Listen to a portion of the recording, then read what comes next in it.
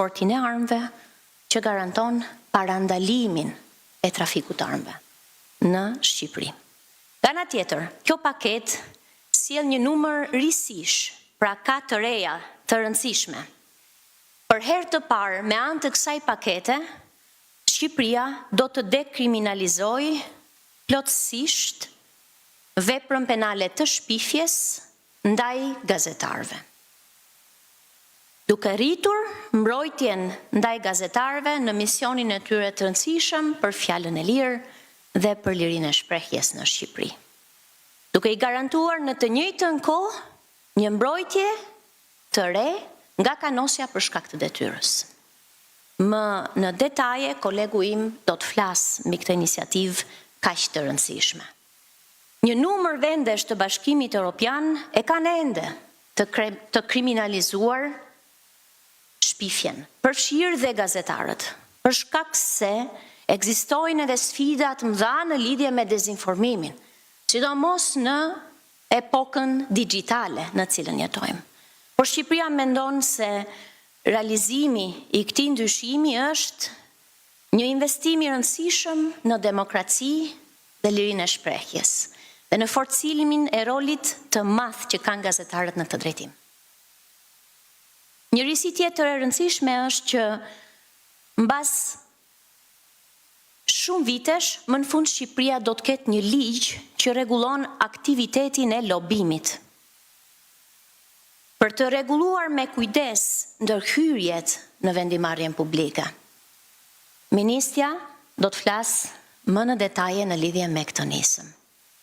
Mbas rreth 30 vitesh, Shqipëria do të kesh një ligj të ri për donacionet dhe sponsorizimin.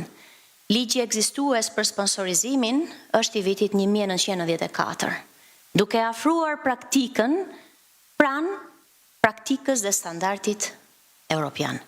Njëherësh do të krijohet një regjistër për lobimin, ku gazetarët, qytetarët të interesuarit kanë informacion, dhe njëkohësisht një regjistër për sponsorizimin dhe donacionet, si një përpjekje e jona për të rritur dimensionet e nismës Transparent Albania, Shqipëria transparente, që Ministja Antikorrupsion e ka prezantuar edhe më herët për gjithë ju dhe për treguar se nisma është e gjallë dhe përmirësime të vazhduara i bëhen përpjekjes tonë për transparencë.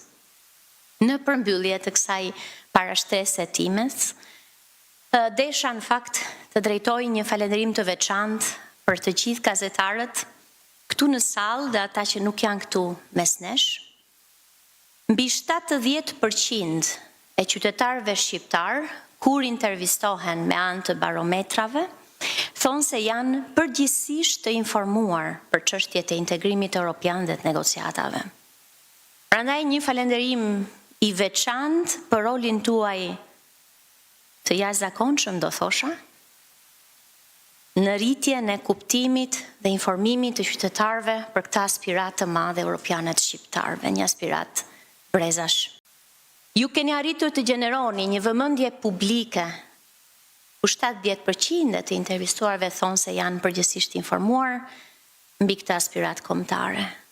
Dhe puna juaj ka qenë katalizator i një energjie si në institucione, dhe nuk janë pak, janë 160 institucione të përfshira në rrugën evropiane, ashtu edhe në ekonomi dhe sigurisht edhe për qytetarët. Kështu që falenderit shumë për punën, ne kemi shumë nevojë për ju, për të vazhduarit të qenurit një katalizator i energjisë që është burimi i forcës transformimit evropian të Shqipërisë. Duke e përmbyllur këtë parashtrestimen, do të ftoja kolegun tim, ministrin për marrëdhëniet me parlamentin, ministrin Gogu, për të na bërë një informim në lidhje me paketën prej 12 ligjeve që Kuvendi i Shqipërisë ka në shqyrtim dhe shpresojmë të diskutojë dhe të miratojë së shpejti. Faleminderit. Faleminderit.